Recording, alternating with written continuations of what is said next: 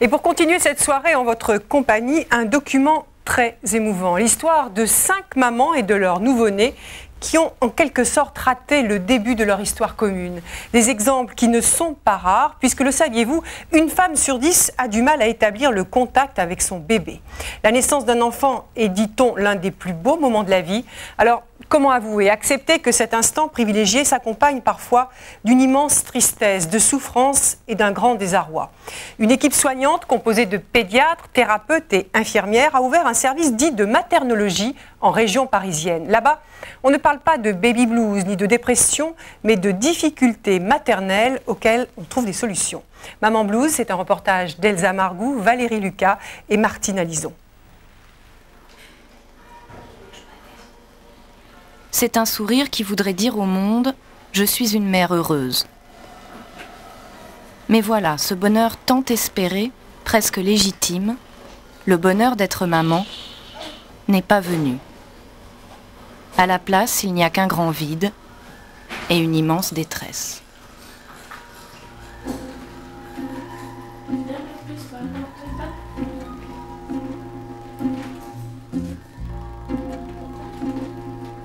J'ai rejeté ma petite fille parce qu'elle me faisait peur. Elle était, à un moment donné, elle était l'intruse, celle qui allait me gâcher ce qui me restait à vivre, quoi. On broie du noir et puis à un moment donné, à force d'employer, ça arrive à un moment, ça frôle le dérapage, quoi, je veux dire. Et on se sent une mère indigne, on n'est pas capable. J'ai donné la vie et j'ai eu envie de me donner la mort. Ça a été tellement difficile, tellement insurmontable de penser qu'effectivement ce bébé qu'on avait tant désiré, finalement il était source d'autant de désarroi. Il y a eu des moments où j'aurais souhaité qu'il ne soit pas là, où je me suis dit, je me suis entêtée et finalement maintenant il est là, mais j'en veux plus.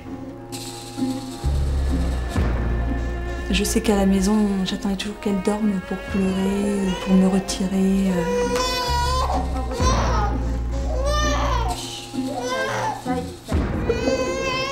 Enfin, il y a des moments vraiment, quand il se mettait à pleurer et que ça durait trop longtemps et que je ne pouvais pas répondre à sa demande, où j'avais vraiment envie de passer par la fenêtre.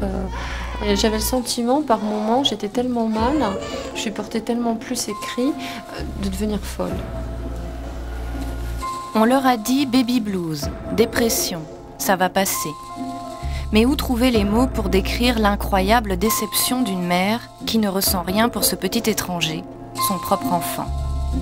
C'est une maternité en panne qu'il va falloir réveiller pour arriver à cette miraculeuse rencontre, celle d'une mère et de son bébé.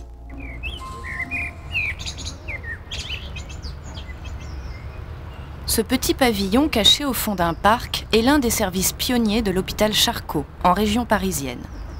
Un service unique en France. Et sur le fronton, ce mot étrange, maternologie. Ici, on soigne les blessures de maternité. On se croirait presque en famille. Une dizaine de patientes, pas plus, que rien ne distingue des infirmières. Il n'y a pas de blouse blanche dans le service. Pas de cris non plus, pas de mères hystériques. C'est une blessure insidieuse qui ne se voit pas et que l'on cache au regard d'autrui. Les mères sont toujours hospitalisées avec leur bébé. Elles restent de leur plein gré, le temps de trouver le chemin de leur maternité, celui qui les mènera à leur enfant. Ça peut prendre quelques jours ou plusieurs mois. Hélène est enseignante. Elle est arrivée ici juste après son accouchement, avec son bébé. Le petit Axel a maintenant 4 mois. Son seul univers, depuis sa naissance, aura été le service de maternologie. Quand on les voit ensemble, on a du mal à croire qu'il puisse y avoir un quelconque problème entre ces deux-là.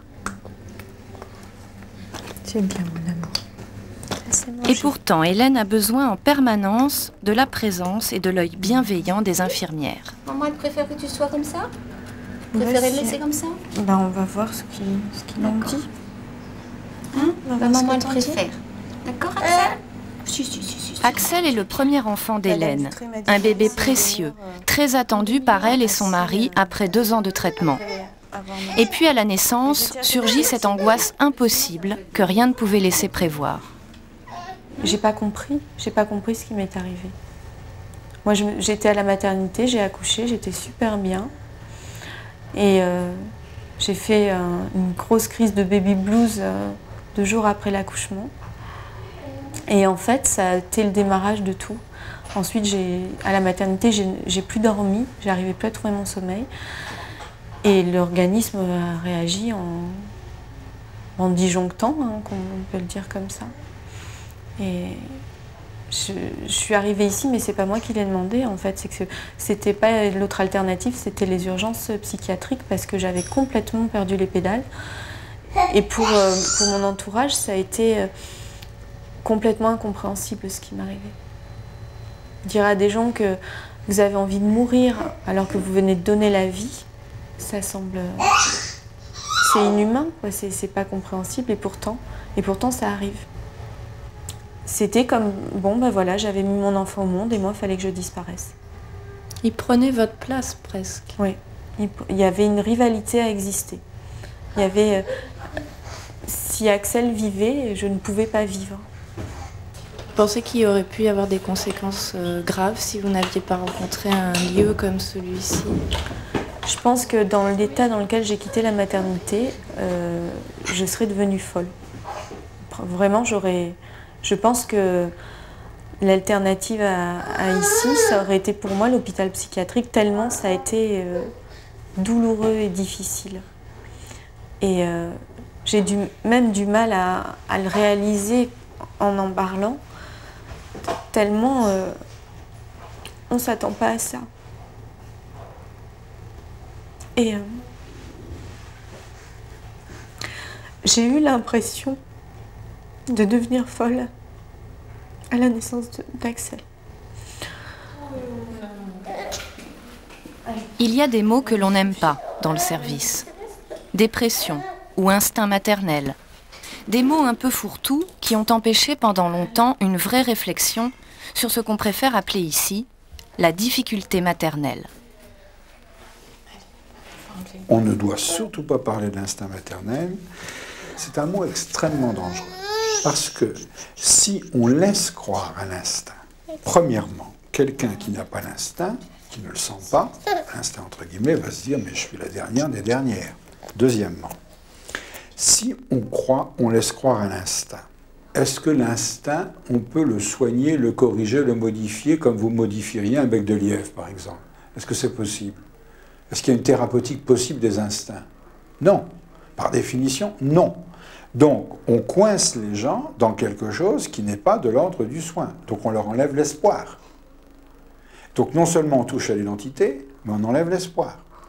Et alors, comme on ne peut pas y toucher à l'instinct, qu'est-ce qu'on va faire? On sera obligé de donner des médicaments et de soigner ce qu'on appelle, à tort, à mon avis, ou du moins en exagérant, la dépression. Donc, d'une autre manière, on coince les mamans dans un mauvais chemin. Comme il y a des accidents de la route ou des accidents cardiaques, il y a donc des accidents de maternité. Et comme tout accident, ils peuvent frapper n'importe qui, quel que soit l'âge ou le milieu social. Toutes les femmes que nous avons rencontrées ici vivent en couple et ont un emploi stable. Voici Romain, un charmant bambin de 7 mois qui a failli rendre folle sa maman. Ludivine a pourtant l'habitude des enfants. Elle travaille dans une crèche et elle a déjà un petit garçon de 3 ans. Mais avec Romain, tout se complique. Il hurle en permanence et réclame une telle attention que Ludivine se sent bientôt tyrannisée par son propre bébé. Même si j'étais à côté, même toute proche, eh ben, il n'y avait rien à faire, quoi. Il devenait tout rouge, il se mettait à crier, et ça, tant que je ne le prenais pas dans les bras. J'avais l'impression de ne plus avoir de temps à moi et je ne pouvais plus le gérer. C'est-à-dire que j'avais même pas, quand Romain était réveillé, j'avais d'énormes difficultés à m'occuper de l'aîné, de Clément, parce que Romain, il fallait toujours qu'il soit dans les bras. Donc, et un soir, vraiment, ça a pris des proportions plus importante que d'habitude. Et c'est vrai que j'ai craqué et j'ai pris mon téléphone et j'ai appelé parce que je voulais un rendez-vous avec quelqu'un, parce que je sentais bien que moi, je pouvais plus gérer la situation toute seule. Ça devenait vraiment trop lourd. Tu fais un gros dodo tout à l'heure? Son séjour ici, Ludivine le vit comme une pause, un temps pour souffler, pour réfléchir aussi à la relation avec son fils. Trouver un autre langage que les hurlements pour lui et les bras pour elle. Moi, j'ai vraiment l'impression qu'il y a eu vraiment un blocage dans la communication entre moi et mon enfant à un moment donné, dans une situation donnée. Mais ça je n'avais pas pris conscience avant, c'est vrai. En fait, je suis arrivée ici en disant il veut pas, il me laisse pas. Et là, la psychologue m'a dit mais c'est un bébé. Vous parlez de lui comme si c'était un adulte et c'est un bébé. Donc, et une fois qu'on recadre un petit peu les choses, c'est vrai que maintenant j'ai conscience qu'effectivement, s'il n'est pas bien, c'est qu'il est vraiment en interaction avec moi et que par moment, c'est moi qui ne vais pas bien. Parce qu'il est difficile pour une mère d'admettre que la relation avec son enfant est chaotique, ce sont souvent les bébés, comme Romain, qui signalent par leur comportement que quelque chose ne va pas. Alors, pour observer ce lien secret, impalpable, il fallait trouver un outil. Depuis 13 ans, Nicole, la vidéoclinicienne de l'équipe, filme les mamans avec leur bébé. Au début, elle filmait tout, les bains, les jeux. Et puis les soignants se sont aperçus que c'est le temps de l'allaitement au sein ou au biberon qui est le plus révélateur du lien entre la mère et l'enfant. Un temps où l'on ne peut pas se réfugier dans des gestes pratiques. Un temps où l'on ne peut pas tricher. Qu'est-ce qu'on peut voir quand on filme un bébé qui est nourri par sa maman? On peut voir un bébé qui, par exemple, se nourrira en fermant ses yeux durant tout un biberon, qui restera en lui-même ou qui fermera les yeux. Souvent on dit il dort, c'est pas vrai. Enfin, nous pensons que c'est pas vrai. D'ailleurs, je le constate très souvent parce que si je fais un gros plan, je vois que les paupières sont à peine entrouvertes. Donc il dort pas. C'est un bébé qui, pour X raison de cette relation avec sa mère, se protège. Et se protège en fermant les yeux. Il y a des bébés aussi qui se détournent. Un bébé détourné qui, dans sa difficulté avec sa mère, parce que sa mère n'est pas encore au rendez-vous, se détourne. On pourrait dire un petit peu, il en a assez. Alors il se détourne, il est ailleurs.